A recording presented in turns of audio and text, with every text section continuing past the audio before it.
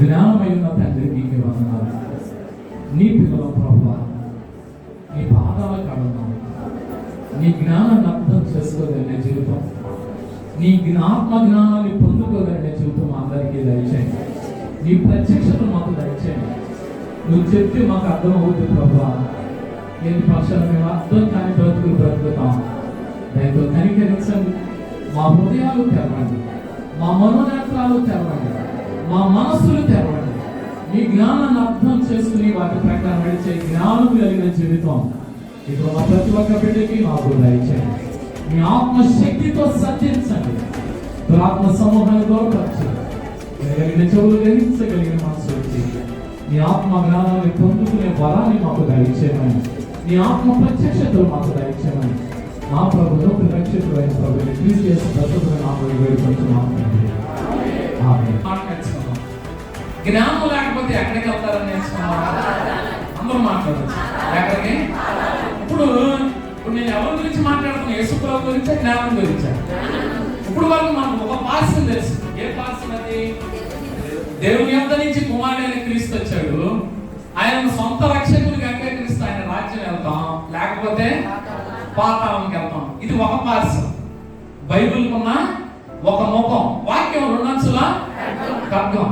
ఒక ఖడ్గం క్రీస్తు అయితే ఇంకో ఖడ్గం ఏంటి? ఇంకో గేటు జ్ఞానం. యేసుప్రభు గురించి నేను మాట్లాడతా. ఎవరి గురించి మాట్లాడుతున్నా? జ్ఞానం. జ్ఞానంలో అన్నాడు ఎవడనుంటాడా? ఎవడనుంటాడా? జ్ఞానం లేకపోతే ఎందుకు పనికిరాము? ఇప్పుడు ఇక్కడ ప్రతి ఒక్కరు ఉన్నారు. వాళ్ళ స్థాయికి తగ్గట్టు జ్ఞానం ఉందా లేదా? ఉంది.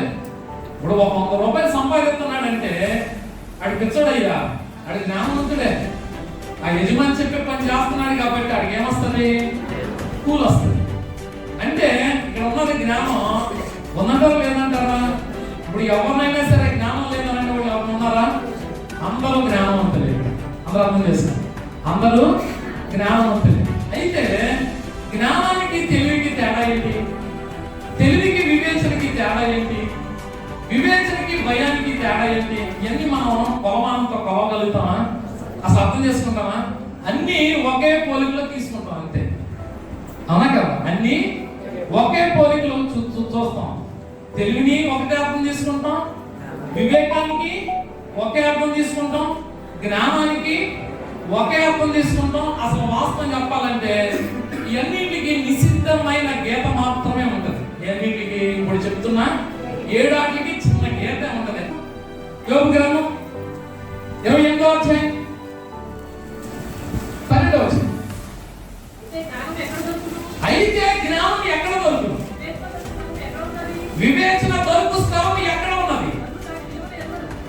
నరులు దాని విలువని ఎరగరు. అది ఎక్కడ ఉండదు? ఇప్పుడు చాలా ఎక్కడ అర్థం చేసుకోండి.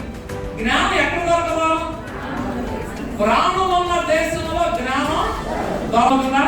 పైన ఉన్న జ్ఞానం ఎక్కడికి వచ్చింది? ఎలా వచ్చింది? మనిషి రూపంలో వచ్చింది, ఆత్మ రూపంలో వచ్చింది, ఆజ్ఞల రూపంలో వచ్చింది. అర్థమవుతుందా? అంతకుముందు ఇంకొక 4000 సంవత్సరాల కిందట కొండ మీద ఏ రూపంలో వచ్చింది? ఆజ్ఞల రూపంలో వచ్చింది. ఇది జ్ఞానం అండి. అర్థమవుతుందా? ఏది జ్ఞానం? చదువుతానికి కాదు. ద్వితీయోపదేశకాండం 4వ అధ్యాయం 4వ వచనం. ఈ కట్టడలన్నిటిని మీరు కైకొని అనుసరింపవాలి. వాటిని గురించి మీరు జనుల దృష్టికి. ఏది జ్ఞానం? ఇప్పుడు చాలా పాయింట్ పట్టుకోండి. కట్టడలను అనుసరించి నడుచుట జ్ఞానమా? కట్టడలను అనుసరించి నడుస్తూ ఆ కట్టడల గురించి మాట్లాడటం జ్ఞానమా?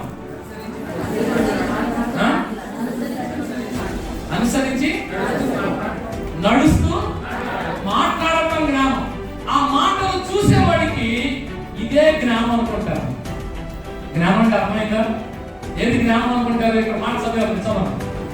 ఈ కట్టడలన్నిటిని మీరు గైకొని అనుసరిపోవాలి. వాటిని గురించి ఎవరు అంటే మాట్లాడితే విను జనుల దృష్టికి ఇదే జ్ఞానం. ఇప్పుడు నేను మాట్లాడేది ఏంటి? నేను మాట్లాడేది ఏంటి? జ్ఞానం. అర్థమవుతుందా? అట్లాగే మీరు పైనుంచి వచ్చిన మాటల్ని రిసీవ్ చేసి మీరు మాట్లాడుతున్నారు అనుకోండి, అదేంటిది? జ్ఞానం. ఇప్పుడు చెప్పండి, దేవుడు ఆజ్ఞలు అనుసరించి గైకొనట జ్ఞానమా? పైనుంచి వస్తుంది జ్ఞానం. ఆ జ్ఞానాన్ని మన హృదయంలో భద్రం చేసుకుని అనుసరిస్తూ వాటి గురించి మాట్లాడటం జ్ఞానమా?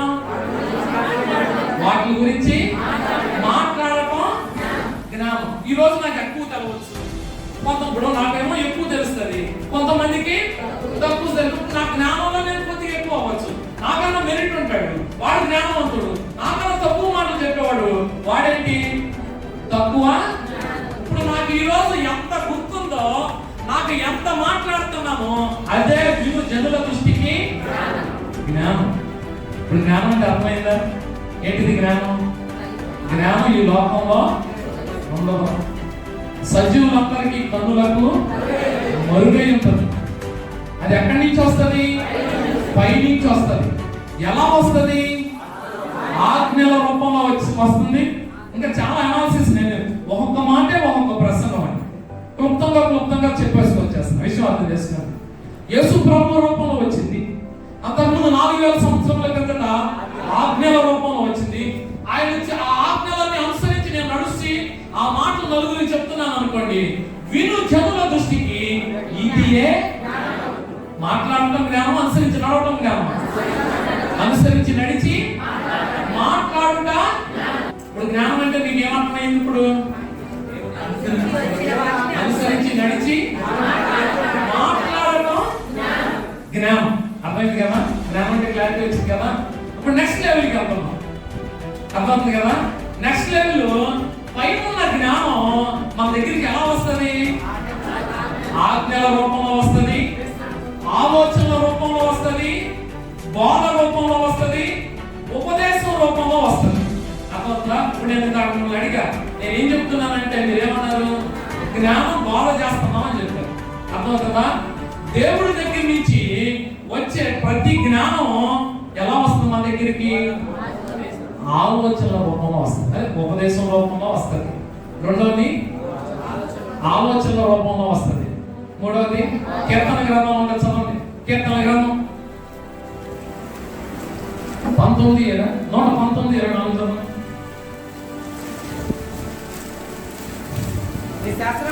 నీ శాసనం నాకు సంతోషకరం, నాకు అవి ఆలోచన కర్తలై ఉన్నవి. ఇప్పుడు దేవుడి దగ్గర నుంచి వచ్చిన శాసనాలు నాకేమైంది? ఆలోచన అంటే ఏంటి? ఇప్పుడు ఆయన శాసనాలు ఆలోచన అన్నాను. అయ్యా, ఇప్పుడు దేవుడి దగ్గర నుంచి జ్ఞానం ఏ రూపంలో మన దగ్గరికి వచ్చింది? ఆలోచన రూపంలో వచ్చింది. అందరూ చేసింది. ఏ రూపం? ఆలోచన రూపంలో వచ్చింది. ఇప్పుడు అక్కడ కొండ మీద ఏం చెప్పాడు ఆయన? ఎలా వచ్చింది అక్కడికి? ఆజ్ఞల రూపంలో వచ్చింది. అర్థమవుతుందా? అదే యేసు ప్రభు మన దగ్గరికి వచ్చి మాట్లాడినప్పుడు ఏ రూపంలో వచ్చింది? మాటల రూపంలో వచ్చింది. అర్థమవుతుందా? నానా కోణాలుగా మన దగ్గరికి జ్ఞానం వస్తుందండి. నానా కోణాలుగా మన దగ్గరికి ఏమొస్తుంది? జ్ఞానం వస్తుంది. ఒకటేమో ఆజ్ఞల రూపంలో, 2 మాటల రూపంలో, 3 శాసనాల రూపంలో. అర్థమవుతుంది కదా? 4 ఉపదేశం రూపంలో. ఇన్ని రూపాలలో మన దగ్గరికి ఏమొస్తుంది? నీవు చెప్పు మాటలు ఆలోచించుకోను. ఇప్పుడు వివేకం కావాలంటే ఏం కావాలి? ఆలోచించాలి. ఎవరు ఆలోచించాలి? దేవుడు చెప్పే మాట ఆలోచించాలి. రెండోది మన మనసులో ఉన్నది కూడా ఆలోచించుకోవాలి. మనసు చెప్పేది అంటున్నావా, దేవుడు చెప్పేది అంటున్నావా అనేది మనల్ని మనం పరిశీలన చేసుకుంటాం. చూసారా? అది వివేకం. అర్థమవుతుందా? వివేకం అంటే ఏంటి? నాకు తోచింది చేయడం కాదు, దేవుడు చెప్పిన మాటల్ని ఆలోచించుకుని అది మంచా చెడా, మన ఆలోచనలు ఎలా ఉన్నాయి, దేవుడు ఆలోచన ఎలా ఉంది, పైనుంచి వస్తుంది కదా జ్ఞానం. ఆలోచనలు ఆలోచన ఎలా ఉందని రెండింటిని ఆలోచించుకుని ఏది కరెక్టో ఏది కాదో అని మన మనసులో నిర్ణయించుకుంటాను. చూసారా? అది వివేకం. ఇప్పుడు ఎన్ని వచ్చినాయి మనకి? 3. అర్థమైనా అర్థం లేదు. ఇంకా చాలా రెఫరెన్స్లు ఉన్నాయి. అన్నిటిని టైం చాలని నేను మొత్తం పాజిటివ్గా లాగేస్తాను. ఇంకోటి నాకు చదివే కదా, ఎగ్జాంపుల్ ఎవరు చెప్తానండి, మొదటి సమయంలో 13:13లో ఒక ఎగ్జాంపుల్ కనపడుతుంది.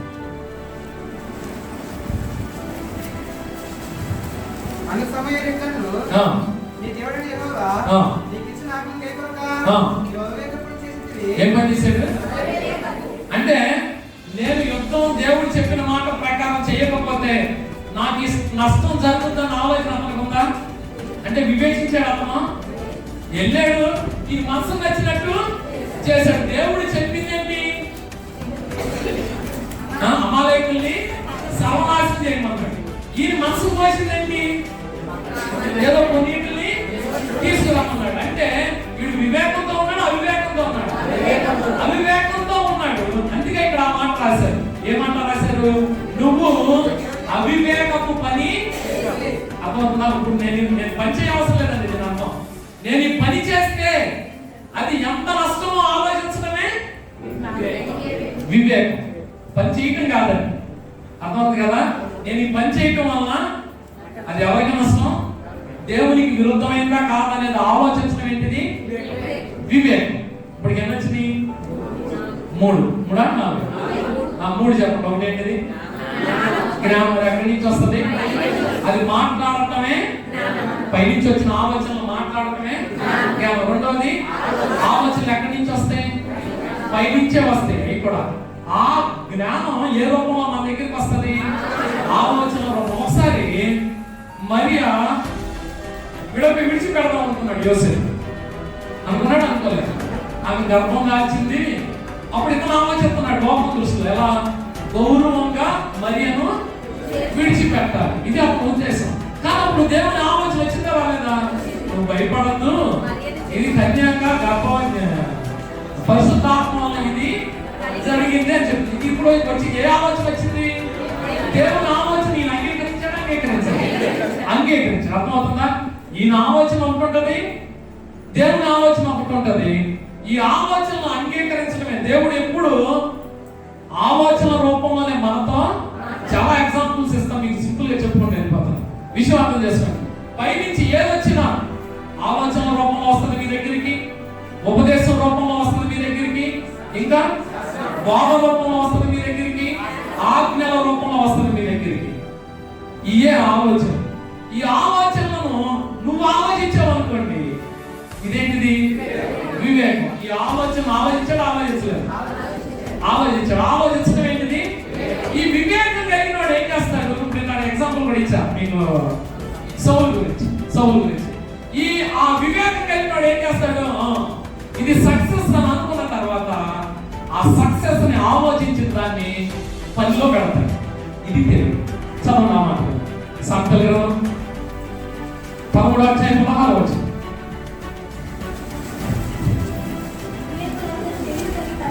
అర్థమవుతుందా? వివేకులందరూ తెలివి కలిగి ఏం జరిపిస్తుంటారు? ఇప్పుడు వివేకవంతుడు ఎవడనుకున్నాం?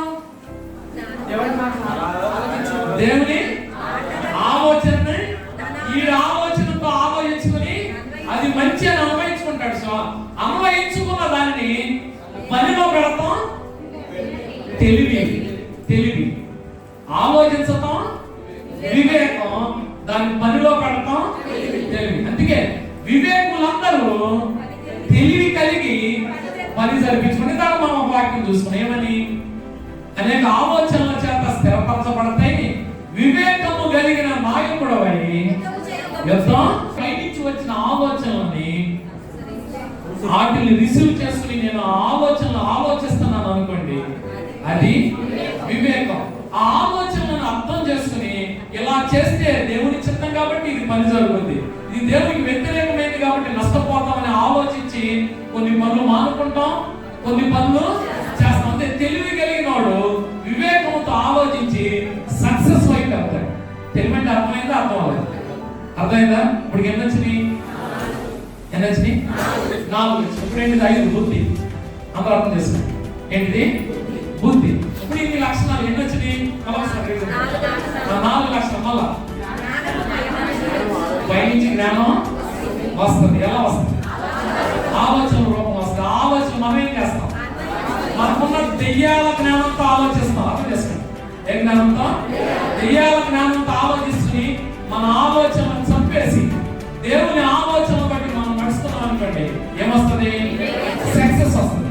ఇవన్నీ మనం అనుభవిస్తున్నాం అనుకోండి, అప్పుడు నీ మాటను బట్టి, నీ ప్రవర్తన బట్టి, నీ యొక్క నడతను బట్టి నీ క్యారెక్టర్ ఏంటో అంచనా వేస్తాం. అర్థం చేసుకోండి. ఏం చేస్తాం? నీ క్యారెక్టర్ ఏంటో అంచనా వేస్తాం. అందుకే వివేకం కలిగినోడు ప్రతి మాట నమ్మడం, వివేకం లేనోడు నువ్వు ఏది చెప్తే అది నమ్మారు. అది కూడా బైబిల్లోనే ఉంది. చాలా రిఫరెన్స్లు ఉన్నాయి, నేను అన్ని చూపించట్లేదు. అంతే. వివేకం లేనోడు చదువుతారని చదవలేకపోతే ట్రై చేద్దాం. తెగ సాంతలు 14:8 చదువు.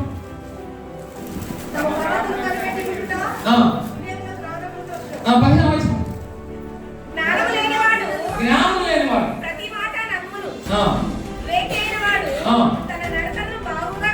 అర్థమవుతుందా?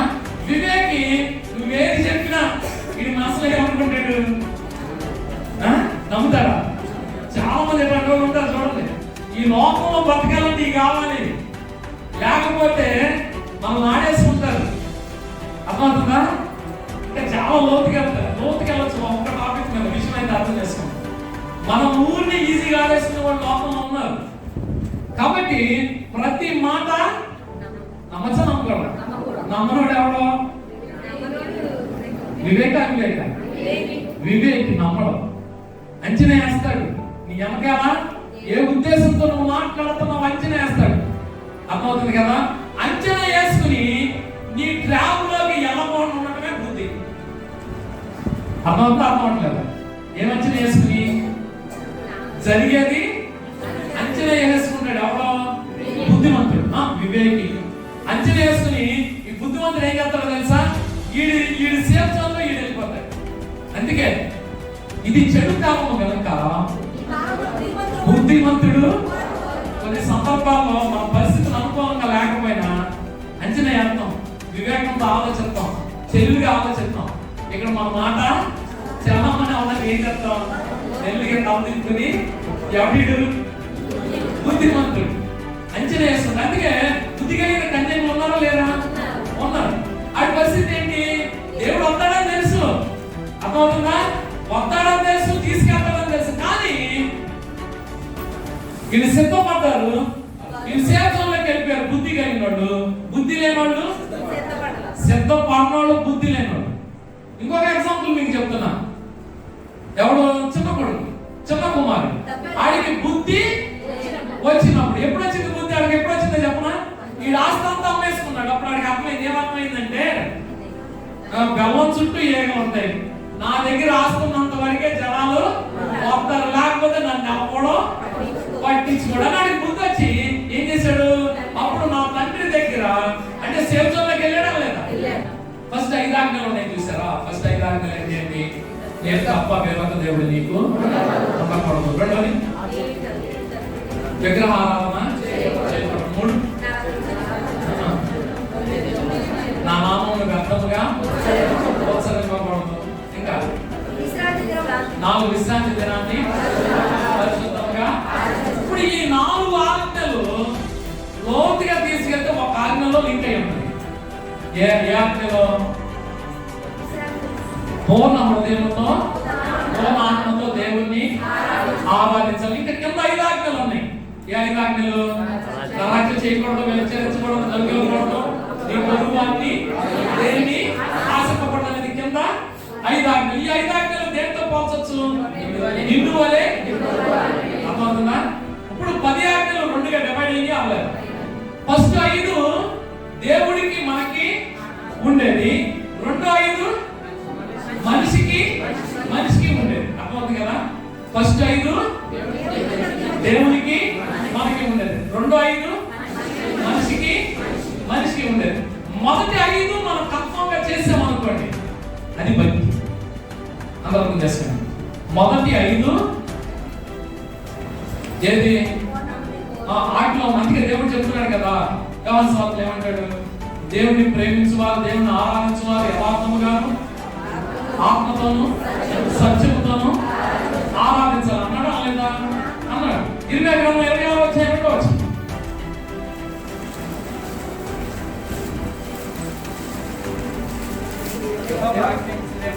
యెహోవా ఆజ్ఞయించినదే మనకు. యెహోవా మందిరావరణంలో నిలిచి ఆ.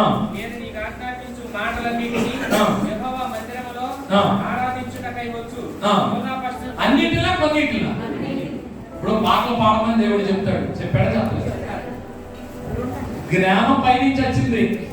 జ్ఞానం 2 రూపాయలకు వచ్చింది. యేసు ప్రభు రూపం వచ్చింది. కర్ణాటక 2 రూపం ఏంటిది?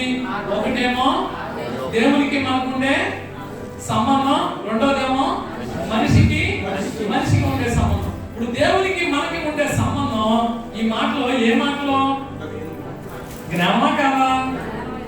దేవుడు చెప్పినట్టు దేవునికి ఉన్న మన మధ్యలో ఉన్న సంబంధాన్ని, అది ప్రార్థన అవ్వచ్చు, పాటలు అవ్వచ్చు, క్రమాలు అవ్వచ్చు, ఏదైనా అవ్వచ్చు, అవన్నీ అనుసరిస్తే ఏమొస్తుంది మనకి?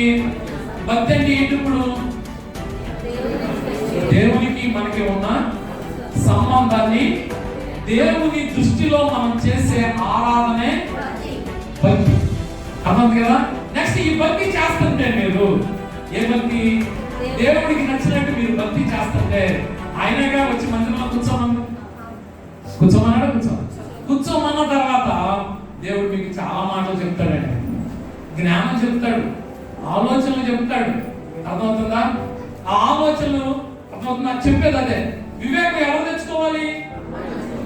దేవుడి ఇచ్చేదా నువ్వు తెచ్చుకునేది?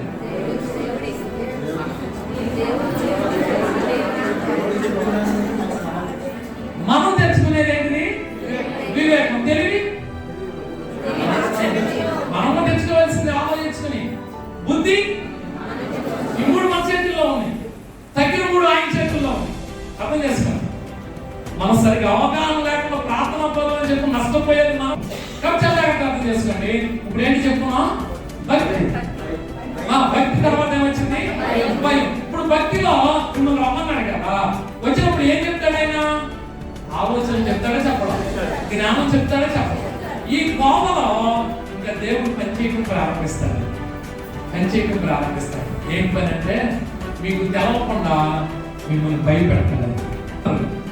దేవుడు మిమ్మల్ని కూర్చోబెట్టి చెప్పేదంటే ఏం చెప్తాడంటే, నేను మిమ్మల్ని చూస్తా, ఒంటరిగా చూడన్నాడా, మీ ఆలోచనలు చూడన్నాడా, మీ తలంపులు చూడన్నాడా, ప్రతి ఒక్కదాన్ని మీ దేహంతో జరిగించు ప్రతి పనిని నేను లెక్కలోకి తీసుకొచ్చి తీరుస్తానన్నాడా? భయం కావాలా? కావాల్సిన లేదు. ఎందుకు? ఆయన ఒక రోజు వస్తాడు. అర్థం చేసుకోండి. భయం అంటే ఏంటి? ఇప్పుడు భక్తి జీవితంలో నడుస్తున్న మిమ్మల్ని అందరినీ దేవుడు మీ దగ్గరికి వచ్చి నేను ఒక రోజు వస్తాను, లెక్క అడుగుతాను అని చెప్తున్నాడు. చెప్పలేదు. ఇప్పుడు భయం అంటే ఏంటి చెప్పండి? ఎప్పుడు చెప్పైతే ముందుకెళ్ళాం. ఇవన్నీ మనం అర్థం చేసుకుని అర్థం చేసుకుని ఆయన చేసిన స్వస్థత కార్యాలు, అసాధ్యమైన కార్యాలు చేయలేదు మన జీవితంలో. అసాధ్యమైన చేశాడు మనకి.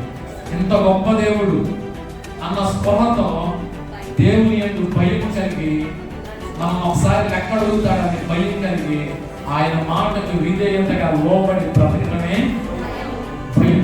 నెక్స్ట్ ఏంటిది? బలం కావాలి. చాలా జాగ్రత్తగా అర్థం చేసుకుంది. ఏం కావాలి? ఇప్పుడు ఎవరైనా కొట్టాలంటే ఏం కావాలి? బలం కావాలి. అర్థమవుతుందా? ఎవరైనా కొట్టాలంటే, ఎవరైనా పోట్లాడాలంటే కావాల్సిన చాలా జాగ్రత్తగా గమనించాలి. దేవుడిచ్చేది ఈ బలం కాదు. దేవుడిచ్చే బలం ఏంటో తెలుసా? సింహాలను చంపల, సింహాల నోళ్ళు మూసారు. ఎవరు మూసింది? ఆ బలం ఇస్తాడు దేవుడు. ఏ బలం? అగ్ని కేవలం మీరు వెళ్ళారు, ఏమైంది? ఏ బలం ఇచ్చారు? ఇప్పుడు దేవుడు ఇచ్చే బలం ఏంటిది? ఇంకా చెప్తున్నా, అర్థం చేసుకోండి. ఇంకా చెప్తున్నా, ముగింపుకు వస్తున్నా. పరలోకం ఉంది, కనపడతా మీకు? కనపడదు. ఇప్పుడు అబ్రహాం ఉన్నాడు. అబ్రహాంకి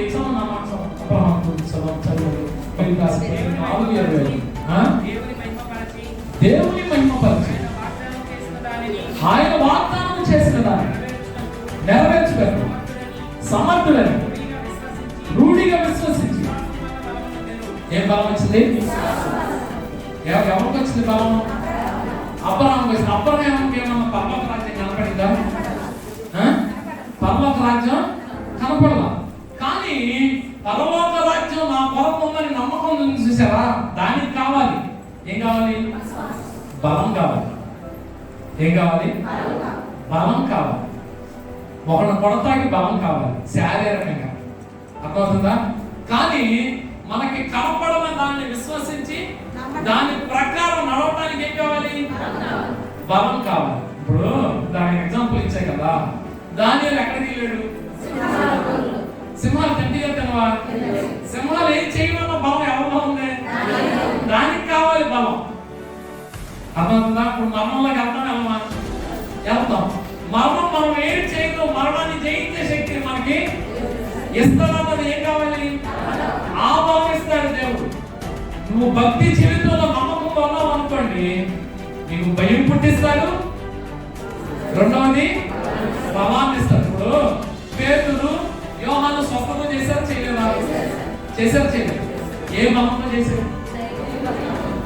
ఆ బలం ఇస్తాడు దేవుడు. ఇచ్చే బలం అర్థమైంది, అర్థం అవట్లేదు. ఏ బలం ఇస్తాడు? చెప్పండి. అపోస్తుల కాలంలో ఉంటుంది. వాళ్ళందరూ అడుగుతారు, నువ్వు కుంటోని నిలబెట్టావు, ఏ బలంతో నిలబెట్టావు అని అడుగుతారు కదా. చెప్పండి. అపోస్తుల కాలం 4వ అధ్యాయం వచ్చింది. పేతురు యోహాను మధ్య నిలవబెట్టి, మీరు ఏ బలము చేత ఏ నామమును బట్టి ఏం చేశారు? కుంటోని లేపారు. దానికి కావాలి బలం. ఒకరిని కొడతానికి బలం కావాలా? దేనికి కావాలి? కుంటోని. ఇప్పుడు దానికి మీకు అందరికీ చెప్పా కదా, అందరూ అర్థం చేసుకుని టీం లీడర్లు కానీ గంట ప్రారంభం చేసేవాళ్ళు కానీ అందరికీ చెప్పా. ఇప్పుడు చెడిపోయి బ్రతుకుతున్న వాడిని నిలబడతాకి ఏం కావాలి? అవునా? చెడగొట్టడం ఏముందండి? చెడగొట్టడం పెద్ద కష్టం అనుకుంటున్నారా? చాలా ఈజీ. ఒకళ్ళు సరి అయిన దిశగా, ఎన్నుముక లేదు, కాళ్ళు లేవు, ఆ పాపం చేసేస్తున్నాడు, అట్లాంటి వెన్నెముకతో సత్యాన్ని నిలబడటానికి ఏం కావాలి? బలం కావాలి. బలం కావాలి. ఇట్లాంటి అద్భుతాలు జరగాలంటే ఏం కావాలి? దేవుని బలం కావాలి.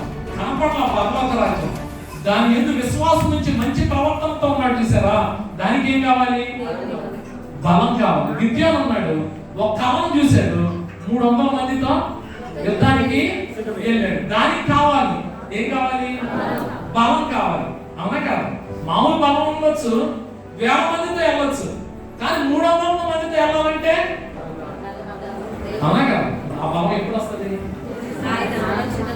ఎప్పుడు వస్తుంది? భక్తి జీవితంలో ఉంటే వస్తుంది. ఎప్పుడు వస్తుంది? భక్తి జీవితంలో ఉంటే శ్రద్ధగా ఉన్నప్పుడు భయమిస్తాడు, బలం ఇస్తాడు. భక్తి జీవితం ఎప్పుడు వస్తుంది? ఆయన ఆలోచన బట్టి నువ్వు నడుస్తున్నప్పుడు వస్తుంది. ఇవన్నీ ఫాలో అయితే నీకేమొస్తుంది? జ్ఞానం వస్తుంది. ఏమొస్తుంది? జ్ఞానం వస్తుంది. ఈ జ్ఞానం ఉన్నవాడు ఏమవుతాడు? పరలోకమే అవుతాడు. యోసేపు తెలుసా? యోసేపు ఎక్కడో పరాయి దేశంలో బానిస బ్రతుకు బ్రతికరా అందరూ అర్థం చేసుకో. బానిస బ్రతుకు బ్రతిక. ఇప్పుడు భక్తి జీవితంలో చేసినా చేయలేదు. ఈయనకి నచ్చినట్టు చేసినా, దేవుడికి నచ్చినట్టు చేసినా. దేవుడు వ్యభిచారించకూడదని అన్నాడు. ఆయన ఒకటే ఆలోచన, వ్యభిచారం చేయమని పరిస్థితి వచ్చింది. వ్యభిచారం చేస్తే మన బ్రతుకు బాగానే ఉంటది, చేయకపోతే ఏమవుతుంది? నష్టం వస్తుంది. అవునా కదా? చేయకుండా ఉండడానికి ఇప్పుడు ఏం కావాలి? బలం కావాలి, భయము కావాలి. అందుకే భయం వచ్చి ఏమన్నాడు తెలుసా? నేను చేయటం గురించి నీ యజమానికి ఏం చెప్తాను అన్న ఏమన్నాడు? నేను నా దేవునికి విరోధముగా నేను పాపము చేయను. ఎవరికి భయపడ్డాడు? అర్థమవుతుందా? భక్తి జీవితంలో ఉన్నాడు కాబట్టి ఏమొచ్చింది? భయం వచ్చింది. భయం వచ్చింది కాబట్టి శ్రమ అయినా భయంతో ఉన్నాడు, బలంతో ఉన్నాడు. బలంతో వెళ్ళిపోయాడు. తెలియదానికి ఈమె ఏం చేస్తుందో తెలుసు. తెలిసినా ఏముంది? ఈయనకి బలం ఉంది. భక్తి జీవితంలో ఏమి వచ్చింది? ఇప్పుడు భయం వచ్చింది, బలం వచ్చింది. తద్వారా ఏమొచ్చింది? ఈయనకి జైలు వచ్చింది. అర్థం చేస్తుంది. తద్వారా ఏమొచ్చింది? జైలు వచ్చింది. అర్థమైంది కదా? ఆ దాంట్లో అర్థానికి ఈయనకి ధైర్యం ఉంటే చేయగలుగుతాడు, కానీ ధైర్యం లేకపోతే చేస్తారా? ఇప్పుడు యోసేపుకి భక్తి జీవితంలో ఉన్నాడు, భయం వచ్చింది, బలం పొందుకున్నాడా? పొందుకోలేదు. ఎందుకు బలం వచ్చింది? శ్రమలైనా నిలబడటానికి బలం కావాలండి. శ్రమ వస్తే దేవుడు నాకేం చేశాడంటే కాదు. చాలా మందిని చూస్తున్నా నేను, కొత్త బలహీనులు, అర్థమవుతుంది కదా, బలం కలిగి ఉన్నాడు. ఈ బలం కలిగి ఉన్న తర్వాత ఎక్కడికి వెళ్ళాడు? జైల్లోకి వెళ్ళాడు. చల్లక ప్రార్థన చేశాడు. ఎక్కడికి వెళ్ళాడు? జైల్లోకి వెళ్ళాడు. జైల్లో రాజుకు ఒక కళ వచ్చింది. అర్థం చేసుకోండి. ఇది రాజు ఎక్కడి నుంచి వచ్చింది కళ? పై నుంచి వచ్చింది. కాబట్టి పైన ఉన్న జ్ఞానం ఉన్నవాడు అర్థం చేసుకుంటాడు, కానీ ఈ లోక జ్ఞానం ఉన్నవాడికి అర్థం. అయితే ఇక్కడ యోసేపుకి ఆ జ్ఞానం ఉందని తెలుసుకున్నాడు. తెలుసుకున్న తర్వాత రాజు పిలిపించిన తర్వాత ఈ జ్ఞానంతో దేవుడు ఆలోచనని ఆలోచించాడు. ఎవరు? ఇప్పుడు ఈయన ఎవరు? ఇంకా వివేకవంతుడు. ఈ విషయం రాజుకి అర్థమైంది. నీలాగా జ్ఞాన వివేకములు కలిగిన వాడు మా రాజ్యంలోనే లేడు, కాబట్టి నీకు నచ్చింది చేయమన్నాడు. చదవాలి సార్, నీకు నచ్చింది చేయమన్నాడు. ఈయనేం చేశాడు? ఈ సమస్య వస్తుంది, చదవాలి చేస్తాడు. కరువు వస్తుంది 7 సంవత్సరాల్లో, దాన్ని ఎలా ఎదుర్కోవాలో ఆలోచించాడు. ఆలోచించడం ఏంటిది? వివేకం. దాన్ని ఎలా డీకోడ్ చేసుకోవాలనుకున్నాడు? పెద్ద పెద్ద గిడ్డంగులు కట్టిద్దాం, ఈ 7 సంవత్సరాలు ఈ ధాన్యాలన్నింటినీ దాచుకుందామని అతను ఆలోచన పరిధిలో చేసి తెలివిగా పని ప్రారంభించాడు. ఇప్పుడు అన్ని లక్షణాలు ఎవరో ఉన్నాయి. బుద్ధి ఉంది కాబట్టి ఏమొచ్చింది? తన వరకు అతను సేఫ్ జోన్లోకి వెళ్ళాడా? సేఫ్ జోన్లోకి వెళ్ళాడు. అన్ని లక్షణాల కలబోత ఎవరు? చాలా మంది ఉన్నారు బైబిల్లో. అందరి గురించి నేను మీకు చదువుతున్నా. ఇది మీరు పట్టుకోగలిగితే ఈ లక్షణాలు, ఏ లక్షణాలు? ఇప్పుడు చెప్పిన లక్షణాలు పట్టుకోగలిగితే, ఎందుకంటే దేవునికి విరోధమైన ఆలోచన అయినను, జ్ఞానమైనను, వివేచన అయినను నిలవదు. కాబట్టి ఈ దెయ్యాల జ్ఞానంతో ఎంపర్లాడితే మా సంపాదించుకోవచ్చు, పేరు ప్రఖ్యాతులు రావచ్చు, అన్ని ఒక రోజు వదిలిపెట్టి ఎక్కడికి వెళ్ళాలి? నరకానికి. అదే దైవ జ్ఞానాన్ని పొందుకుంటే ఏమొస్తాయి? దేవుని యొద్ద నుంచి మాటలు వస్తుంటాయి, అట్లా ఫాలో అవుతుంటాం, అట్లా ఆలోచిస్తుంటాం, వివేకం వస్తుంది, తెలివి వస్తుంది, బుద్ధి వస్తుంది, భక్తి ఉంటుంది, భయం ఉంటుంది, బలం ఉంటుంది. అర్థమవుతుందా? ఇన్ని లక్షణాలు కలపోతే జ్ఞానం ఉంటుంది. ఈ జ్ఞానం కొరింథీయులకు రాసిన పత్రిక ముగించారు. మొదటి కొరింథీయులకు రాసిన పత్రిక 1:24